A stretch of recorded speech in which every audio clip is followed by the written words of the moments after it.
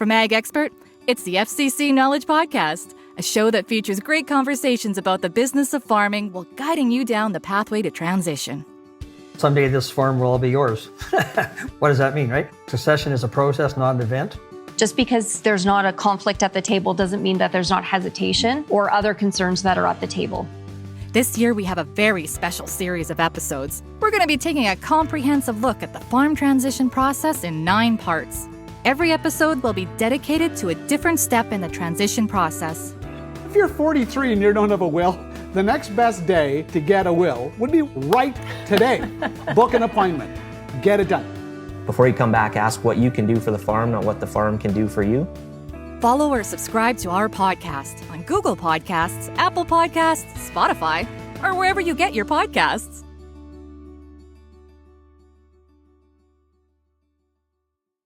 Hello, everybody, and welcome back to another segment of the Impact Farming Show. Today, we have the always amazing Art Lange. Art, how are you doing? I'm doing well. Good. I'm so happy to have you back on. For those of you guys that watch the show regularly, you'll know Art. Art is a farm business consultant with his own firm, AGL Consulting. And today, we are going to be talking about look before you leap into a new purchase. So Art, are you ready to go? Ready to go. Okay, perfect. So before we dive into this very timely and relevant topic, do you want to tell our audience a little bit more about you and your work that you do with farmers? Yeah, sure. I've been working with farmers for about 20 years now in their farm business planning, which means analyzing their finances and most pertinently, finding out where they are financially now, where they want to be in 5 or 10 years, and developing financial and business plans to achieve their goals and their means for the whole farm family and the farm team, not just one person in charge kind of thing. Okay, perfect. So our topic today, as mentioned, is look before you leap into a new purchase. I am excited. And as I said, this is super important, super relevant. I want you to take it from there and talk about why this conversation, why right now? Well, as everyone knows, interest rates have increased significant over the past year and pretty almost doubled, really. So that's had a market impact on new purchases, and even as old loans come up for renewal. Typically, there are on land loans 5 years renewable, and that's becoming a major hit to just to financial planning and the increased cost of borrowed money. So you have to be really careful how you plan your future based on the new realities. Isn't it true? Isn't it true? We are actually well planned out, Art. We are doing a land purchase right now, and oh, what a sting, and how quickly the interest rate has changed. It's just unbelievable. Who would have thought it would go up that quick, right? Yeah. Okay, so you have a few really important things to share with the audience, some factors, important points for them to consider before a new purchase. Why don't we start in with the first one that you would like them to consider, and that is short and long-term plans. Yeah, as I mentioned in my introduction, business planning is all about where are you now, where you want to go in the short term, that's over the next 2 or 3 years, and then the really long term, next 5 to 10 years. That's really important, because all your planning that you're doing now has to be with those short and long term goals in mind. That's where you and the rest of your farm family or your farm team is headed. So first of all, that's everybody involved has a clear view of why we're doing what we're doing. And the other thing is with getting buy-in from the rest of your family, and having their input into the short and long-term goals. Because if we want everybody to be pulling in the same direction on this farm team, their goals have to be included in the total farm goals, so everybody feels involved and they're getting their wants and desires met to some degree. Not everybody's probably going to get everything they want, but to some degree. This builds involvement, team building, and team spirit, as I mentioned, all pulling in the same direction. This is what we're looking for. Excellent. I know planning is more important now than ever, Art. With everything going on, it's kind of, I hate to say this, but a bit of a negative saying, death by 1,000 cuts with all the increased costs. It's not, okay, here's our room. It's okay, here's our room. And planning becomes more and more important, right? Yeah, I think so. Yeah. And especially doing financial forecasting before you make purchases. And I guess that's what we'll get into next. Okay, perfect. So that's our next point, preparing a net worth statement to review, and then the importance of the net worth ratio. Do you want to speak to those two? Yeah, net worth, that means what you're actually worth in today's market dollars. So let me try and explain that. First of all, when we do a net worth statement, we list everything that we own, whether it's paid for or not, or partially paid for. Anyway, you list everything you own at current market prices. And then on the other side of the ledger, we'll call it, you list the things that you owe. That's what you owe. Those are the machinery dealer for parts, the fertilizer dealer, the bulk fuel agent. Those are the what they call the current liabilities, everything that must be paid for or should be within 12 months. Then there's intermediate term liabilities that are due in 1 to 5 years' time. And those are usually your shorter term loans for machinery, cattle, and things like that. And then you have long-term liabilities, and that's usually land purchases.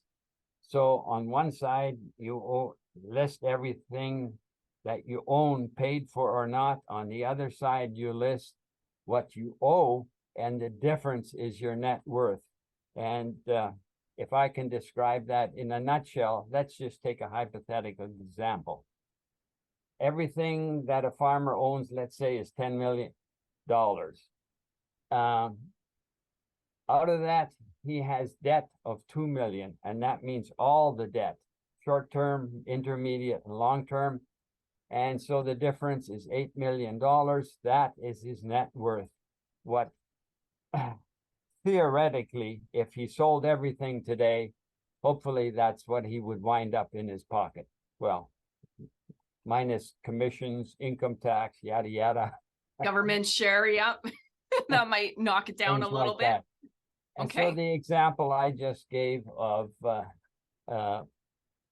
80% net worth, that's the difference between the total 10 million of total assets, taking away the debt of 2 million, so that leaves 8 million of net worth and 80% net worth. And usually lenders will look on that quite favorably if you're looking for new purchases. But the other thing that you have to remember is you have to be able to cash flow those payments that come with the new purchase. And we'll get into that next. Can I ask you a quick question before we go to cash flow? Yeah. What is the, how do you word this? The ideal bare minimum sweet spot that bankers want to see? Isn't there a ratio they don't want to see below X? Well, once you're getting into 60% equity, that taking our original example again, with 10 million of total assets, 4 million of debt, that means you have 6 million of net worth or 60% equity. that's starting to get into a little bit of a concern for most lenders, and you definitely don't want to be in the 50% area. So Okay. 80% is wonderful. 60 to 80% is intermediate, and 60% or lower, that's getting pretty iffy in that area down there usually, and lenders really get nervous about that. Those kinds of situations, even if you can cash flow it, and they're going to say, well, geez, I don't know if we really want to do this. And if they do, you'll be faced with higher interest rates and stricter loan terms, because they're going to try and protect their part of the bargain on the loan side. Okay. That sounds good. Thank you. So the next one, as you alluded to, is cash flow projections and the importance of analyzing cash flow for your new purchase. Yeah. So what I do when I'm working with clients, I do what's called a base analysis. First of all, that we do the whole analysis with no changes in the farm operation, as if you were changing nothing, and that's our baseline comparison. Then we do another analysis, adding the new purchase in with the loan requirement payments for the new purchase. And then we can compare the base to what I call the Pro 1 or the proposal, and see, how do they look? Is this something we really want to do? And again, getting back to the farm family and the farm team, this is where I want the whole team or family involved in it, and looking at those numbers. And is that something that we're comfortable with? Is it really something that we want to do? And yeah, I think that's so important, rather than just one person on the farm saying, well, yeah, there's a quarter of land up for sale nearby, and yeah, I think that would be a really good purchase for us, and we want to buy that. Yeah, and that's what I'm going to do. You just took the words out of my next question: comfort zones and the importance of farm family agreements. I think it's so important, is that to get the buy-in from the rest of the farm family or the farm team on larger farms, that everybody, well, maybe not they're totally on side, but they're saying, yeah, that's something we could live with. And there's usually one champion saying, yeah, let's go for it. Yeah, totally. Well, and Art, if you think of it, being a female over here, being 50% of the farm operation, business owner, but also the one that knows other priorities. Mm-hmm. If the whole family isn't aligned on a decision and one person pushes it forward and the other people just go along, you're going to have resentment. And why would you want that, right? Because it's going to creep up in your relationship, your partnership, whatever it is. Why not duke it out? Not physically, but why not decide up front as a group? Because if you don't do that, in my opinion, you're going to deal with it later in arguments and resentment, right? Well, that's right. And the other thing that I think we should remember, you brought up the female side of the equation. It's usually the guys that are gung-ho. And so maybe mom is tired of living in the 75-year-old farmhouse that's drafty and cold and old and somewhat dilapidated. And maybe she'd really like a new house. So, hey, so now we've got a situation, more land or a new combine or a new house. Yeah. Probably you can't do both all at once. So there's a decision to be made, again, with the whole team. And it comes to a matter of priorities. This year, who gets first place? And maybe probably something will have to be delayed for a couple of years. And then we can consider another purchase. You know, maybe dad gets his new combine this year, but that means mom gets her new house for the next new purchase, or vice versa. Yeah. I agree. You know, it's funny. I always say I kind of walk several lines, which gives me the ability to see different angles and different ages. So I could just see why it's so important to have those conversations, because why deal with it later? Resentment, anger, and then partnerships can break up, relationships break up, right? Oh, they can do at the if that is the worst possible outcome, of course. But Right. yeah, unfortunately, that's the case. So let's have those discussions up front. Amen. Okay, so those are your main points, the big ones, and Yeah. super important to consider before we leap into a new purchase. Do you want to share any final words of wisdom in recognizing needs versus wants? Well, yeah, that's always um, interesting discussion. Needs versus wants, right? Do Yeah. you really need a new combine, need more land? And on the more land thing, yeah, I've farmers seem to have this insatiable demand for more land. I've asked some of them as nicely as I could, how much land is enough? Is there enough? It usually it's usually never enough, but Yeah. that's the point I'm trying to make. Let's try to sort of pin that down a little more to your life cycle where you're at. If it's a young family, yeah, they're probably going to be looking for more land to buy to try to firm up their land base, and fair enough. But you look at somebody in their 60s, you know, should they really be buying more land? I wonder. Well, if there's a succession plan in place, yes, perhaps that's a good idea. But if there isn't, why do you really want to buy more land? If you're 60, you're going to pay for it for 25, 20, 25. I have a bank now that's even financing land over 35 years. So, wow, so you're 95? Yeah. Is that the place you really want to go?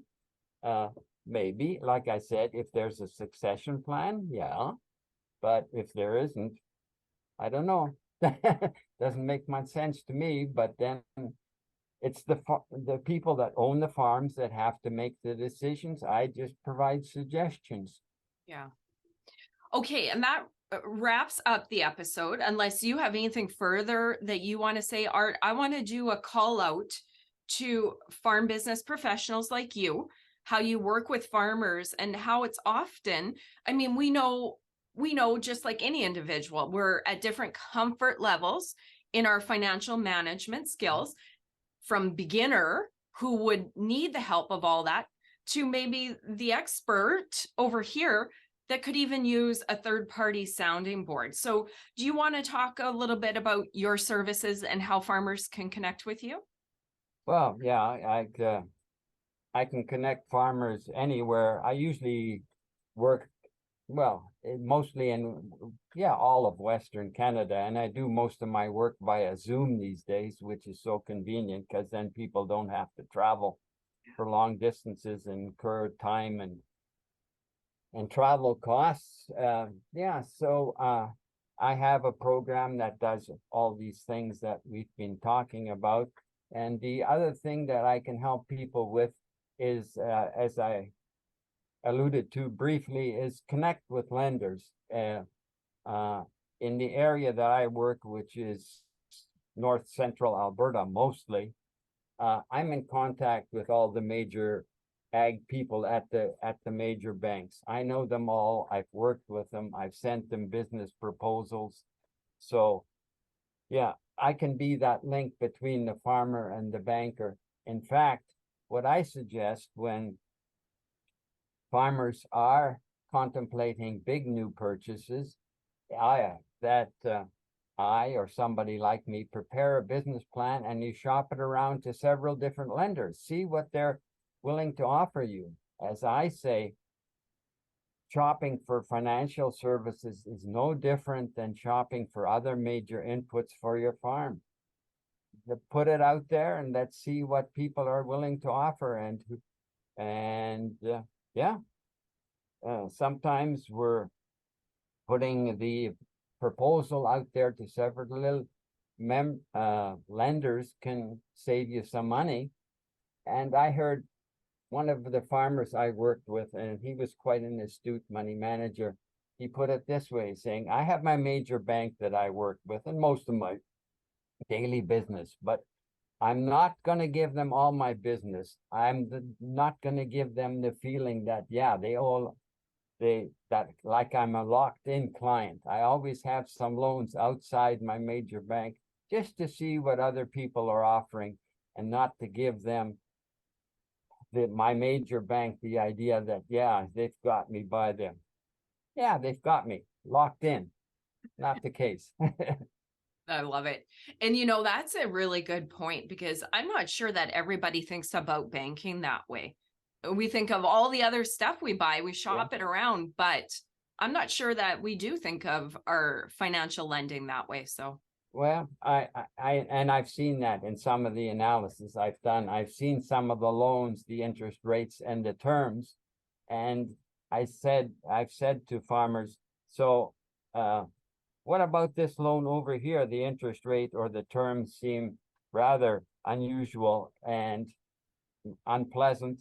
And they said, well, I walked to the bank and that's what they offered me. Here's another thing.